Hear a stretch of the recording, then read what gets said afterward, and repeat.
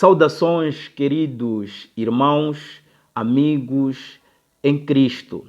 Sejam mais uma vez muito bem-vindos aqui ao canal. É o seguinte, eu quero falar hoje de um assunto que os teus ouvidos estão calejados de tanto ouvir falar, tanto aqui no canal como em outros canais, também nas redes sociais, mas vale a pena trazer este assunto. Vocês lembram daquele grupo da Comissão de Reforma que nós chamamos de rebeldes, que decidiram se revoltar contra a direção da igreja e com isso tomaram alguns templos, que isso parou na justiça e houve aquela decisão final do juiz que nem foi respeitada. Agora, esta mesma seita ou este mesmo grupo está a querer trazer isso aqui em Moçambique. Por que eu digo isso? Há perspectivas de iniciação de uma rebelião aqui em Moçambique. Mas eu vou refrescar a mente de todos vocês como isso aconteceu em Angola. O início desta rebelião na Iura de Angola deu-se da mesma maneira que está-se a dar hoje. Existe um jovem da Radical TV que é a pessoa que está a cobrir estes eventos da iniciação desta rebelião que eles chamam de reforma aqui em Moçambique. Foi da seguinte forma: essas pessoas trouxeram crimes, começaram a acusar algumas lideranças, começaram a trazer aqui supostos crimes, como a invasão de divisa, a vasetomia, o desmando, os maus tratos, por aí vai. Tantos outros que você conhece. Agora, com isso, eles tinham este homem, que era a pessoa que cobria os vídeos, os acontecimentos, e também tinham a televisão pública de Angola que dava um espaço lá para que eles pudessem expor isso, e tiveram apoio de alguns advogados de renome lá e também de algumas figuras políticas que puderam facilitar muita coisa lá, sejam elas justas ou injustas, mas tiveram apoio de certas pessoas que aqui não podemos mencioná-los. O que essas pessoas estão a fazer hoje? Estão a trazer a mesma doença aqui em Moçambique. Agora, este jovem da Radical TV, ele traz assuntos de pastores que saíram há 5, 6, 10 anos atrás. Ele está a cavar assuntos que já foram enterrados. Por exemplo, este assunto de este ex-pastor João, que esteve preso, foi devido à morte estranha do missionário, no tal monte lá, onde ele ia orar, onde indivíduos apareceram lá e tiraram a vida dele.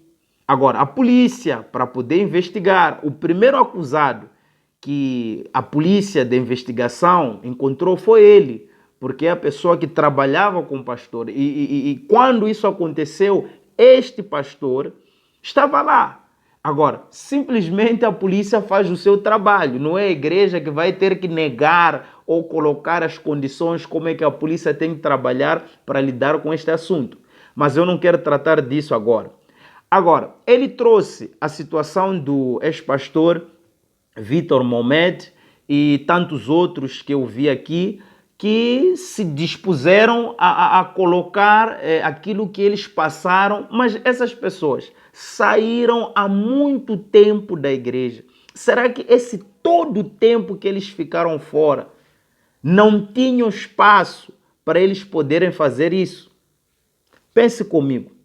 Essas pessoas foram procuradas, elas foram prometidas alguma coisa para que pudessem aderir a esta situação e criassem a confusão. Porque eles sabem que nenhum angolano pode sair de lá e vir fazer confusão. Deve ser feito com nacionais, com pessoas daqui. Há pouco tempo trouxeram aí uma informação a respeito do senhor José Guerra, que é o PCA, e o presidente da igreja. Trouxeram a situação do bispo Passo Alaú, que é o responsável espiritual, e do bispo Gonçalo, e por aí vai.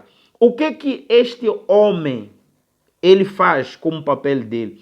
É trazer esses assuntos à tona para poder usar isto a favor da reforma, a favor da rebelião, com que o povo moçambicano entenda de uma única vez que a igreja, ela já não zela pelos princípios legais.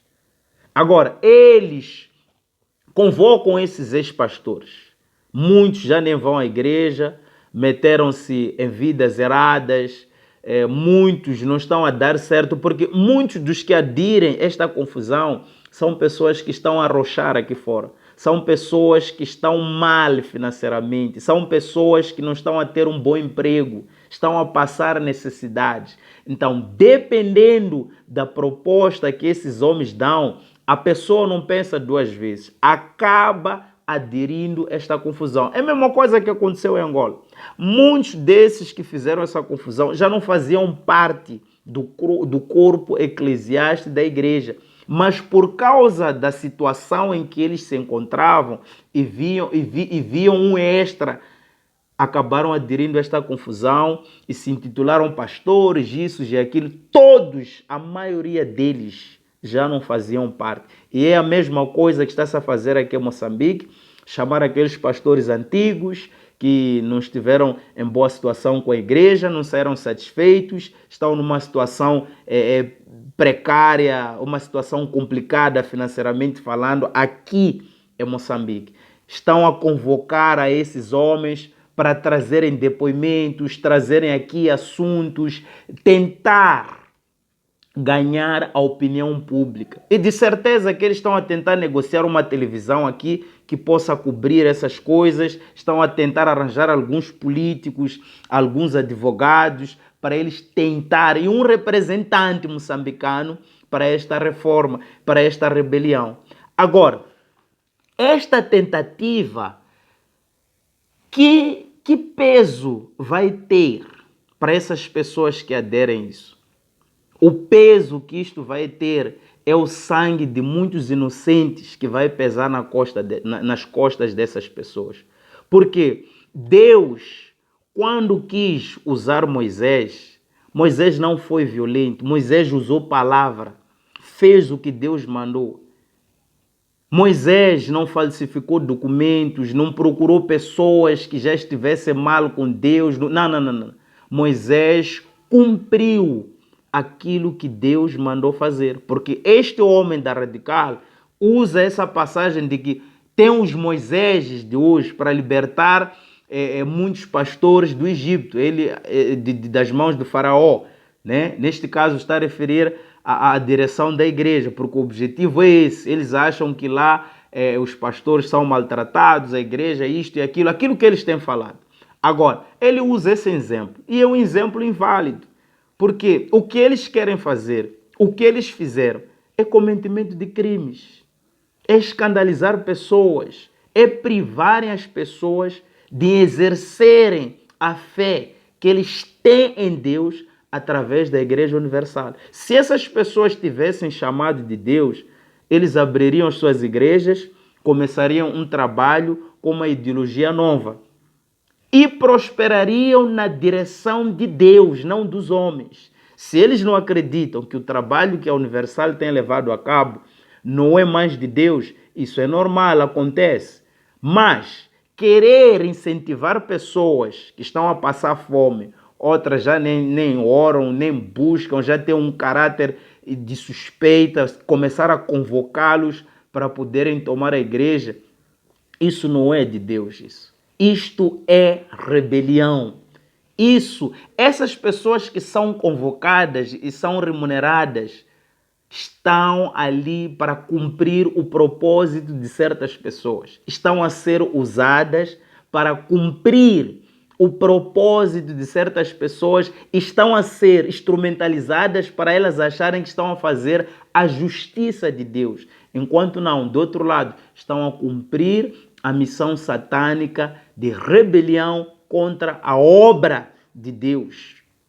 É exatamente. Agora, que consequências a rebelião nos trará diante dessa situação? As pessoas que deixam de ouvir a palavra de Deus e seguir a ela, aderir a esta rebelião, estarão a se colocar contra Deus e automaticamente se tornarão inimigas de Deus, porque Deus não apoia a rebelião. Deus vê a rebelião como o pecado da feitiçaria. Se as pessoas não estão satisfeitas com a direção da igreja e se sentem injustiçadas e querem reverter o caso, tem várias maneiras de o fazer. Não tomando as igrejas, não agredindo as pessoas, não caluniando a liderança, não cometendo crimes, não falsificando os documentos, não trazendo mentiras aqui, com o intuito de eles fazerem o pior. Porque eu te falo uma coisa, a rebelião que se instalou em Angola ainda não colheu os seus frutos. É uma árvore que está a crescer, está a dar sua ramificação, daqui a pouco vai dar flor e vai dar frutos. E eu vou lhe perguntar um dia desse, se cá ainda estiver. E o que eu disse? Muitos se iludem achando que tudo está a dar certo, é Deus que está a permitir, é Deus. Mas um dia eu vou perguntar assim. Meu caro, eu não quero mais me estender. O assunto que eu queria trazer era este. Um forte abraço a todos. Nós traremos mais matérias com relação a isso. Que Deus abençoe a todos. Até lá.